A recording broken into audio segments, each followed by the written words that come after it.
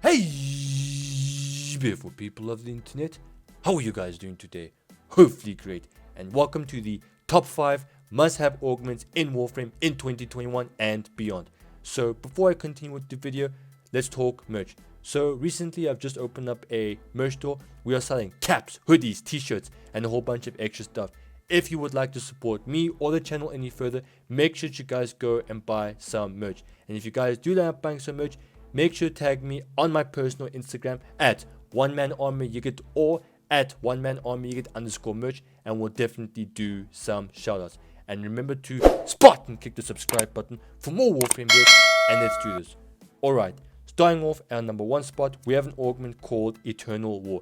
This is an augment for Valkyr, and what it does is it allows you guys to stay in Warcry for as long as you want, because every time you guys get a kill with your melee weapon while being under the effects of Warcry, what's going to happen is you'll then be gaining 2 additional seconds through or for your Warcry. In other words, you can stay in your Warcry for as long as you want, so long as you guys keep getting kills with your melee weapon. This is a very good augment because Warcry gives you so many benefits, such as an increase in attack speed and a lot of armor. Now Valkyr is already tanky as hell. By you activating Warcry, you're making yourself a lot more tankier, basically becoming unkillable. And you guys, so long as you guys have this augment, you'll never ever run out of Warcry. Moving on to our number 2 spot, we have an augment called Phoenix Renewal. This is an augment for Oberon, and what it does is it gives you and your allies a second chance at life. So while you guys are under the effects of Renewal, and let's say you guys die, what's going to happen is this augment will kick in and it'll give you a second chance at life. However, when this augment does kick in, there will be a 90-second cooldown, and if you guys do die during a 90-second, well, you're toast. However, all you guys need to do is survive for 90 seconds, and trust me, it's not really that hard. Once you guys survive those 90 seconds, you'll then be given that second chance will then be replenished. So in other words, you guys can keep dying as much as you want, just make sure that you don't die during those 90 seconds.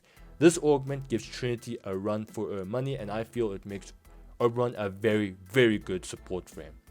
Moving on to our number 3 spot, we have an augment called Energy Vampire. This augment is used for Trinity, and what it does is basically any excess energy that you or your allies receive will then be converted into overshields.